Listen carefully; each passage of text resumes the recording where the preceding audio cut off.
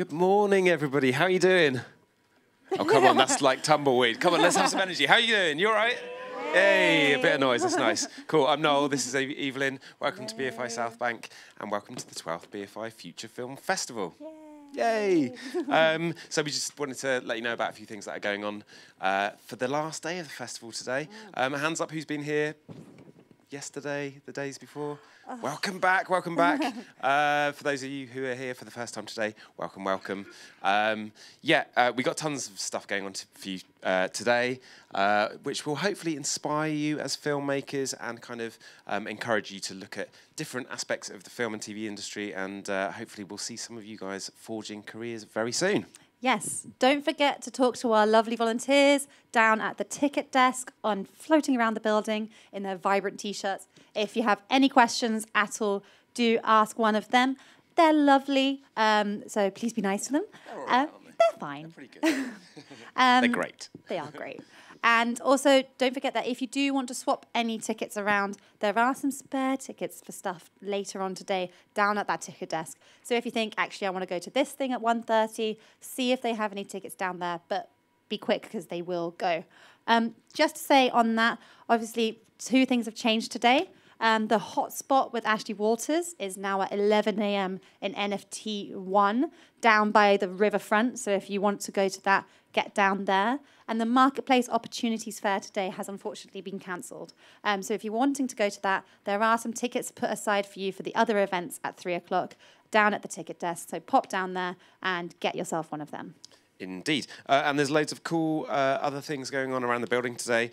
So first of all, as festival ticket holders, you can get 10% off in the shop. Ooh. Just go and show them your Future Film Festival ticket. So if there's anything you want to buy, you'll get 10% off there. They've got a £5 lunch deal at the Benugo's concession stand. So again, just show your Future Film Festival ticket and you'll be able to get a £5 lunch deal. Our lovely colleagues in the library have put together a great collection of books that are really useful for emerging filmmakers. So if you want to kind of get some extra knowledge and find out about all kinds of different aspects actually of getting into the film industry, our colleagues in the library have got a whole collection of books that you can go and see. So just pop in there and see them. They're really friendly, nice guys. See those guys. And you can't have failed to have seen the 360 Igloo that's in the foyer. Please do go and say hi to those guys. They've been awesome in bringing this for free to the festival for you guys. They've got screenings and talks. They've got a talk at 12:30. And actually today they've brought some 360 cameras as well. So if you want to have a little bit of a go at 360 filmmaking, head over and see them and they'll help you out. I didn't know they bought that. That's cool. Yeah, today, yeah. It's all good, cool. all right. You also probably can't miss it, but down by NFT 2, it's our festival backstage area. You can go just chat to people, have a cup of tea, some biscuits. We've got our viewing stations down there, so if you can't make the short films later on today, or you couldn't make them the other days as well, they are all on those viewing stations down there. So if you want to watch any of the movies that have been on, go get yourself down there, plug in, watch some of those films, and also chat to the guys from Lacey who are down there and the guys from Soho Editors who are lovely and they want to help you guys, give you some hints and tips about editing, how to put together your films. Yeah, and if you're going to go and see our friends at Lacey, they also have hard drives to give away. They've got a 2 big dock, which is worth more than 500 quid. If you want to win that, what we need you to do is like film a little bit at the festival. That's all. Who here's a filmmaker? Yeah. Good, good. We've got a bunch of filmmakers. So be filmmakers. Get your phones out, start taking video clips of the festival. You can do, you can take clips of the sessions. You can do kind of selfie stuff. You can get kind of B-roll stuff. Do vox pops with your mates. What we're trying to do basically is get like a collection of video clips from all you guys. And at the end of the festival, we're going to put together a little video montage of the festival through your eyes. So help us out. Make some clips, and the best clip will win this 2 big dock hard drive. It's a beast. It's awesome. I really urge you to do that. And I'll just give you a little heads up. We haven't had that many entries at the moment. So if you do submit some clips, you've got a really good chance of winning it. And the more clips you put in, the more chance you will have of winning it. Also, while you're seeing the guys down at Lacey, they'll if you give them your name, you'll get entered into our daily draw just to win a rugged hard drive as well. So loads of cool opportunities. And The guys from Lacey are super lovely. Go and say hi. They're really cool. Everyone's lovely. Yeah, everyone's lovely. Just Not say me, though. no. He's terrible. I'm awful. But if you do want to enter that competition to win the big doc thing, you have to do that by 3 o'clock today. Yes. If you want to do that video thing, do it. It's a good competition. And the rugged will be given away at the networking drinks later. So as we're all getting our drink on, you can maybe win that rugged hard drive. That's what it's called. And that will be at 5 o'clock in the Blue Room, so stick around for that. If you're over 18, you will need a wristband to get a drink, and they've got them down at the ticket desk, so get yourself one from there. We've also got some script doctors at the networking drinks as well. So if you have ideas for stories, scripts, we'll introduce you to Gabriella and Teresa, who are at the networking drinks. You can have a chat with them, and they'll give you great advice on how to develop your script ideas. But for now, I think that's pretty much it. Basically, apart from the awesome guys from Lacey, I really want to thank the Reuben Foundation and all of our partners who have helped us to put on quite an extensive programme today. We really hope you enjoy the festival. We really hope you enjoy the last day. Thank you for being with us. I'm going to hand over to Evelyn now, who's going to introduce our first keynote speech. Yes, so the keynote speech today is supported by the Woman with a Movie Camera programme here at the BFI, which screens and puts together like discussions and programs all about women who do anything with film. So all of our keynote speeches throughout the festival have been by some amazing filmmaker who is a woman.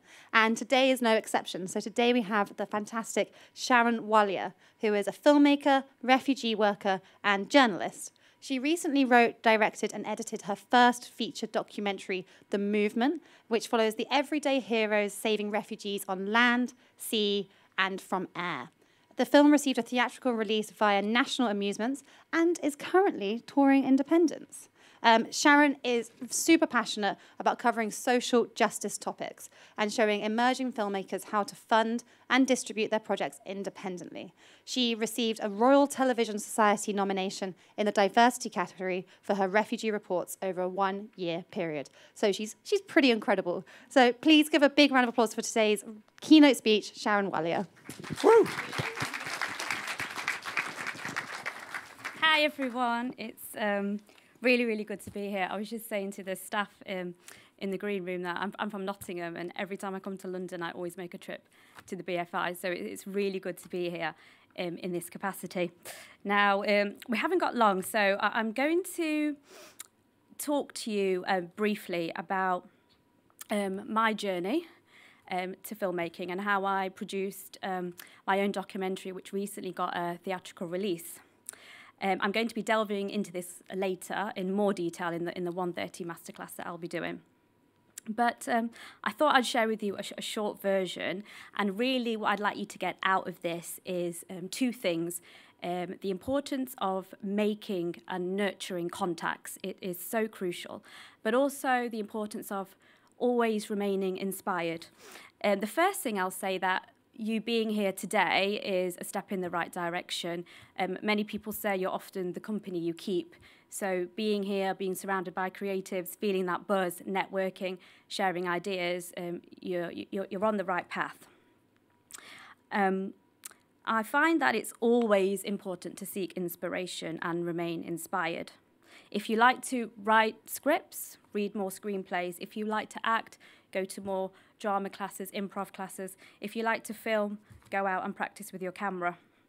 I'm just going to briefly share two quotes. They're both from film director James Cameron, who's actually, not one of my favourites, but his quotes really do mean something. And the first one is, the film industry is about saying no to people, and inherently you cannot take no for an answer. The second one is, pick up a camera, shoot something. No matter how small, no matter how cheesy, no matter whether your friends and your sister star in it, put your name on it as director. Now you're a director. Everything after that, you're just negotiating your budget and your fee. So with that in mind, how did I get into this? Well, I can assure you it wasn't straightforward and it wasn't easy. And perhaps like many people in this room, I didn't go to film school and I didn't study film. I really wanted to. I always had a passion for cinema, script writing, and also documentary making. However, I didn't think I'd be good enough.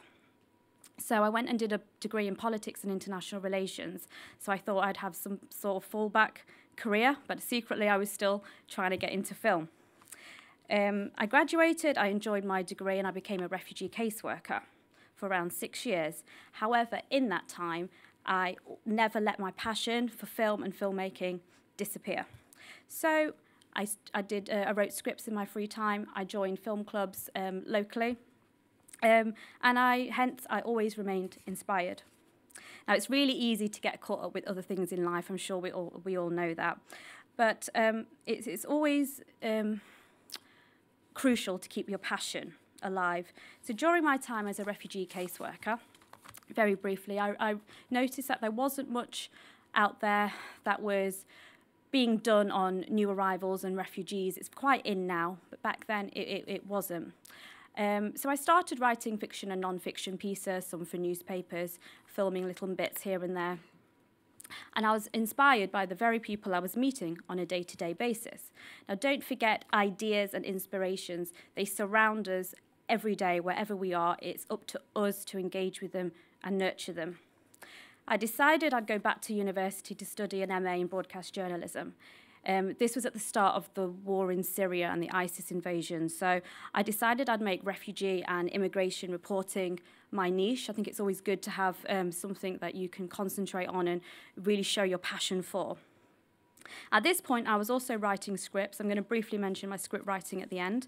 But I'd never really held a movie camera in a professional capacity, and I'd never edited before. I'd never seen an editing suite before. Cut a long story short, I ended up with a distinction and learned so many practical skills, which was obviously mainly shooting and editing, which is what I wanted to get out of it. After doing a lot of unpaid work and internships, I got a job as a local TV reporter. Now, I'll get into more detail about this in the afternoon, but to me, nurturing contacts was so important. A university professor once said to me, actually, that a good journalist, reporter, documentary maker is only as good as their contact book. So you might have a great idea, but if you haven't got any content, then it's never going to progress. So I'm just going to give you a couple of examples of how going the extra mile and taking time to network and maintain contacts helped me to make my first feature documentary, The Movement. So sometimes it's luck that you meet certain people. Sometimes you happen to be in the right place at the right time, or sometimes you have scoped certain people out and made the effort to find them and talk to them. This relates to all disciplines, whether you're a director, actor, producer. So it was probably into my third year as a TV reporter.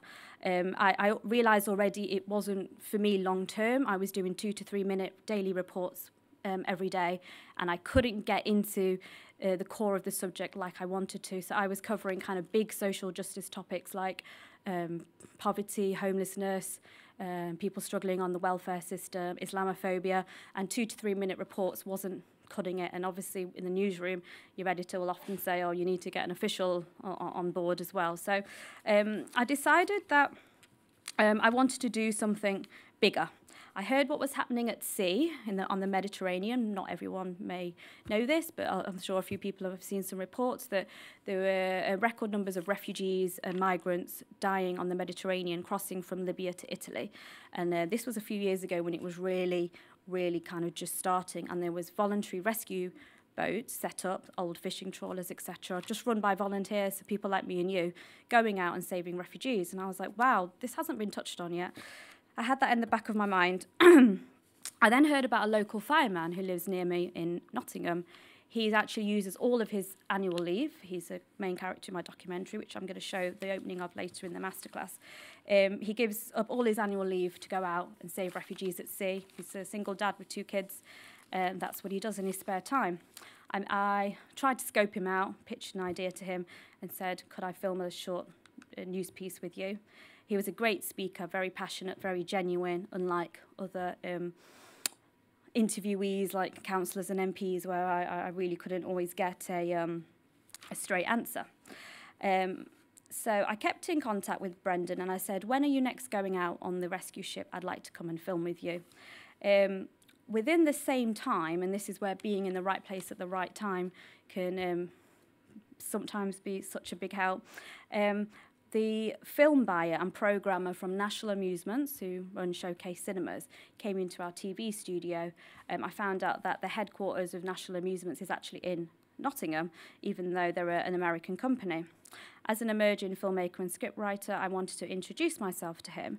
So I went over in the waiting area, said hello. We then got talking, and long story short, he was explaining to me how Showcase Cinemas is trying to push their event cinema, which is like documentaries, live feeds from the National Theatre, that sort of thing, and gave me his contact details and said, you know, if you ever want to if you ever want to share anything with our distribution team, please let us know. I then got a call from the fireman, Brendan, a few days later, saying he'll be going back on the Sea-Watch rescue ship, which is the ship I ended up going on for 4 weeks, where they save refugees from drowning. I wasn't sure at this point what footage I was going to get, but on Monday I went in and handed my notice in at work and thought, I know Brendan's a good speaker, there'll be some tough footage to film, which there was, but I'm going to go out and see if I can make a documentary about the normal people who are saving refugees. It was a fresh angle and it hadn't been done before. And then it all snowballed from there. Once you meet one contact, it opens the door to so many other people, and this is across all disciplines. And I ended up gaining a whole host of other interviewees. For example, a rescue pilot, a former nurse from England living in a squat in Paris who goes out every night in a van handing blankets to refugees and migrants. So there, the movement was born. I took a part-time job when I got back and then used all my time to film this documentary over a year period. And I'll go into more detail about this later, but I did pitch my idea to production companies and TV stations who, 2 of them wanted to take it but mould it in a certain way. And I'm going to go into that, why I didn't choose to do that, but instead I filmed the bulk of my documentary myself and shared it with distributors. I then contacted the film buyer who I originally met at Showcase Cinemas to look at the trailer and the rough cut. And after so many emails and meetings, they decided to take it, and it premiered in November and is now currently on tour. In fact, it's coming to London again soon in a few weeks.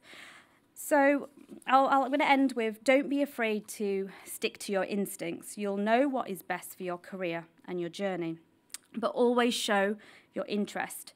People will always feed off your passion. As an emerging filmmaker or actor or writer or director, the hardest part is always getting your foot in the door or getting your first break.